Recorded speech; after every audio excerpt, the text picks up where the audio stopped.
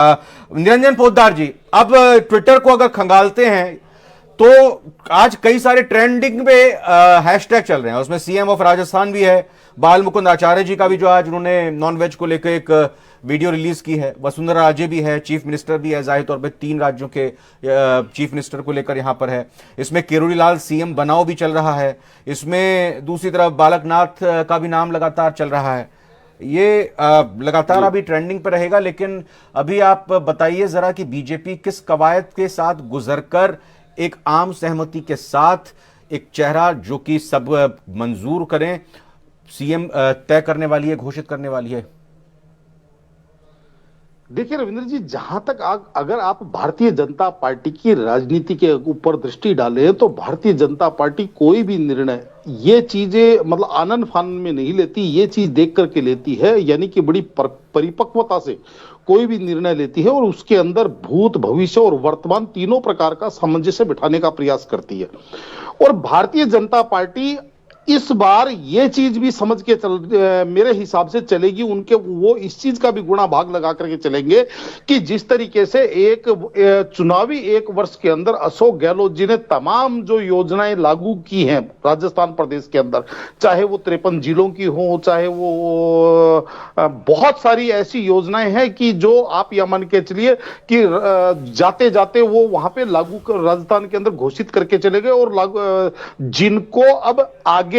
Continue रखना आगामी सरकार की और आगामी मुख्यमंत्री की मेरे हिसाब से जवाबदारी या यूं कहें कि उसका दायित्व माना जाएगा। क्योंकि उसके अंदर चक्कर क्या है कि अगर आप उन योजनाओं को रोल बैक करते हैं, जैसे मैं उदाहरण के तौर पे बोलता हूं चिरंजीवी योजना को अगर आप रोल बैक करते हैं तो जनता का कोप भाजन का पात्र आपको बनना पड़ेगा। और इन ऐसे कठिन कार्य को संभव करने के लिए आपको 2-3 चीजों की, देखिए हमारे यहां संसदीय लोकतंत्र या संसदीय शासन मैं कहूं तो इसके अंदर आपको ब्यूरोक्रेसी के भी बहुत सहयोग की आवश्यकता है और आपको जो विपक्ष होता है, खासकर विपक्ष जब मजबूत होता है तो विपक्ष के भी आपको सहयोग की बहुत ज्यादा जरूरत। निरंजन जी, आप भी लंबी बात कर रहे हैं, आप भी बता रहे होना तो बहुत कुछ चाहिए, लेकिन मैं फिर वही आ रहा हूं।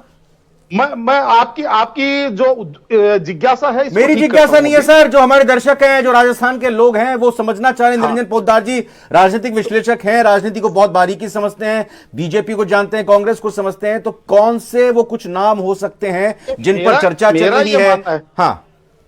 मेरा यह मानना है रविंद्र जी कि जो भी शुरुआती समस्याएं थी उनको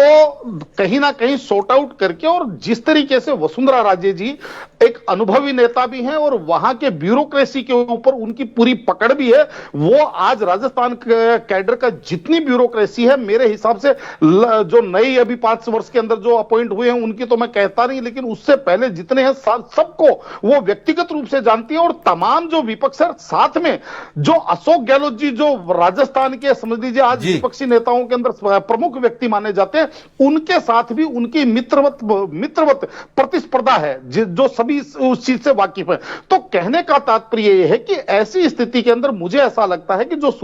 शुरुआती जो समस्याएं चुनावों के समय जब नजर आ रही थी पार्टी के अंदर, कुछ उन समस्याओं को दूर करके, उन कील कांटों को दूर करके कहीं ना कहीं शायद ये जिम्मेवारी वसुंधरा राजे सिंधिया जी को ही दी जा सकती है। क्योंकि ऐसी परिस्थितियों के अंदर रविंद्र जी, जिस परिस्थिति में अब राजस्थान भारतीय जनता पार्टी को मिला है, मेरे हिसाब से आने वाले जो मुख्यमंत्री है उनको आप ये मान के चलिए कांटों का एक बड़ी चुनौती आप बताइए, एक बड़ी चुनौती निरंजन जी बताइए आगामी मुख्यमंत्री। देखिए साहब, आर्थिक जो चुनौती है वो राजस्थान के लिए सबसे बड़ी आर्थिक। दूसरी निरंजन जी आप बताइए साहब।